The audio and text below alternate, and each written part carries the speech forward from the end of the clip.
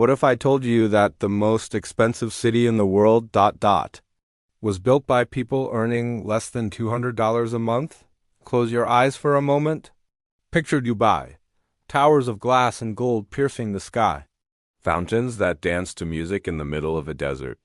Indoor ski slopes where sand should rule. A paradise. Built on nothing. But here's what they don't want you to know. Every inch of that paradise, every gleaming surface, every impossible dream turned into steel and concrete, was constructed by hands that will never touch that wealth, hands that built heaven while living in hell. This is the story they buried under the sand. Dubai today stands as humanity's monument to excess, the tallest building on Earth, islands shaped like palm trees visible from space. A city where you can buy gold from vending machines and park your Lamborghini next to 17 others just like it. But rewind just 50 years. 1971, Dubai was nothing, a fishing village. Pearl divers and traders living in modest homes along a creek. No skyscrapers, no spectacle, just sand, and survival. Then came the oil, black gold buried beneath the dunes. And with it came a vision. Sheikh Rashid bin Saeed Al Maktoum saw something no one else could see. He knew the oil wouldn't last forever. So he made a bet, a gamble that would reshape reality itself. He decided to build a fantasy. A mirage so convincing, the whole world would come to believe it was real.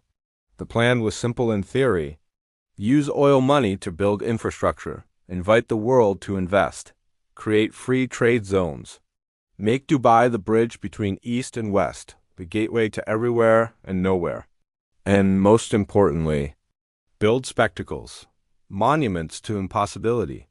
Because in a world of information overload, attention is the only currency that matters.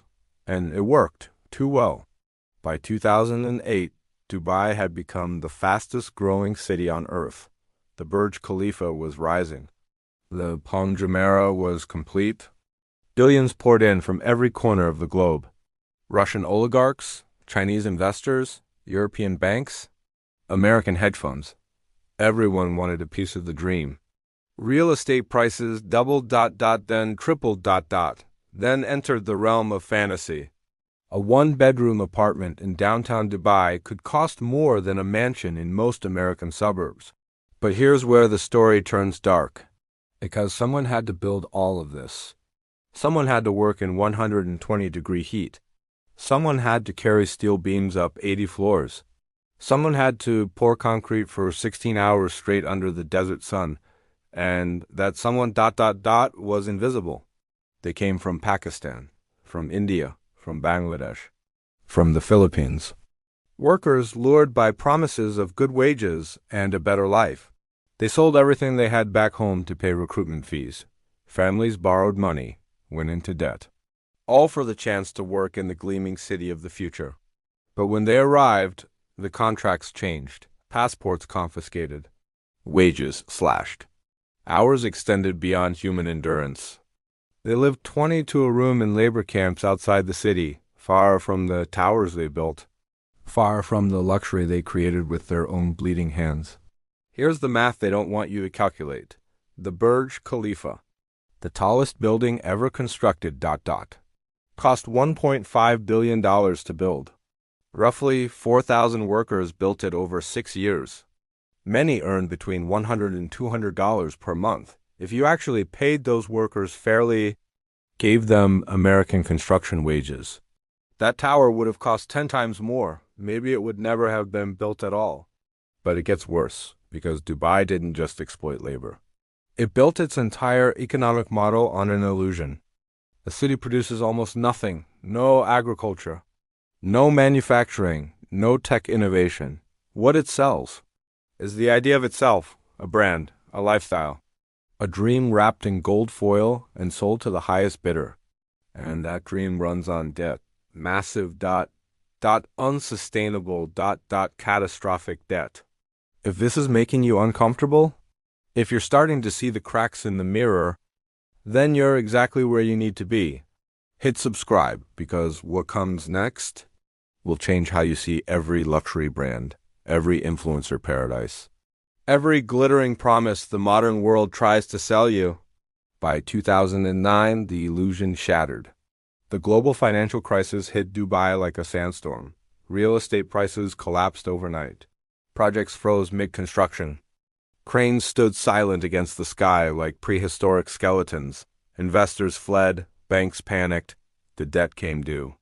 And Dubai couldn't pay. The total debt? $140 billion for a city of just over 3 million people. That's roughly $47,000 of debt for every man, woman, and child. And remember, most of those people were foreign workers earning poverty wages. They weren't going to pay it back. So who saved Dubai? Abu Dhabi, the richer quieter more conservative neighbor. They bailed Dubai out with $20 billion. But that money came with strings, control, oversight, a leash around the golden dream. The world watched as Dubai's ruler, the man who bet everything on the illusion, had to bow to his brother's terms. You might think that was the end, that Dubai learned its lesson, that the city would scale back, become sustainable, treat its workers with dignity. But you'd be wrong, because the machine can't stop. Once you've built your entire economy on spectacle, on attracting attention, on being the biggest, tallest, most expensive, you can't just pump the brakes. You have to keep building, keep expanding, keep creating new wonders, or the money stops flowing. The investors leave. The dream collapses into the sand it was built upon. So Dubai doubled down. More towers, more malls, more artificial islands. They built a rotating skyscraper, a museum designed to look like a spaceship. They announced plans for temperature-controlled beaches, for flying taxis, for cities on the moon, anything to keep the cameras pointed their way, anything to keep the money flowing. But here's the question they can't answer. What happens when the music stops? Because it will stop. The oil is already running out. Dubai's reserves will be depleted within the next 20 years, and without oil, without the foundation that started this whole experiment, what is Dubai really? A city in the middle of a desert with no water, no food production, no natural resources, and $140 billion in debt. Think about that for a moment. Really think about it. Would you invest your future in a city that has to desalinate ocean water just to survive? That imports 90% of its food? That exists solely because enough people agreed to believe in the same fantasy at the same time? This is where it gets truly disturbing. Because Dubai isn't an anomaly, it's a blueprint. Look around the modern world. How many cities, many companies? How many personal brands are built on the exact same model? Create a spectacle. Attract attention. Monetize the illusion. Use cheap labor to maximize profit. Build everything on debt and hope the music never stops. The gig economy. Influencer culture. Cryptocurrency. NFTs. The metaverse. They're all Dubai. Different packages. Same poison. A promise of luxury and freedom built on exploitation and unsustainable debt. And just like Dubai, they all require an underclass to function. Someone has to deliver your food for $3. Someone has to warehouse your Amazon packages for minimum wage. Someone has to moderate your social media content and absorb the trauma so you can scroll in peace. We live in a world of hidden costs, of externalized consequences, of glittering surfaces that distract us from the darkness underneath. Dubai is just honest enough to put it all in one place, to show us exactly what we've become. A civilization that values appearance over substance, spectacle over sustainability, the illusion of wealth over actual human dignity. But here's the real secret, the one that keeps powerful people awake at night. Every empire built on illusion eventually faces the same fate. Rome fell, Versailles burned. The British Empire collapsed under its own weight. And Dubai is just the latest experiment in how long you can keep a fantasy alive through sheer force of will and borrowed money. So what happens next? Do they keep building until the desert reclaims what was always hers? Do they find a new economic model that doesn't require exploitation and debt? Or do they become a cautionary tale? A monument to human hubris that future generations will study and shake their heads at? The answer is already being written. In the labor camps outside the city, in the debt ledgers of international banks, in the climate data that shows the Persian Gulf becoming uninhabitable within our lifetimes. The ending is coming. The only question is whether we'll learn the lesson before we build our own personal Dubais. Before we sacrifice everything real for something that was never there to begin with. You wanted to know the hidden cost of luxury? Here it is. Human dignity, environmental sustainability, economic stability, truth itself. We traded all of it for a chance to take pictures in front of something shiny. And the saddest part? We do it again tomorrow. If this revelation just shifted something in your mind, if you're starting to question every luxury advertisement ... every promise of easy wealth, every influencer selling you a lifestyle, then you're awake now.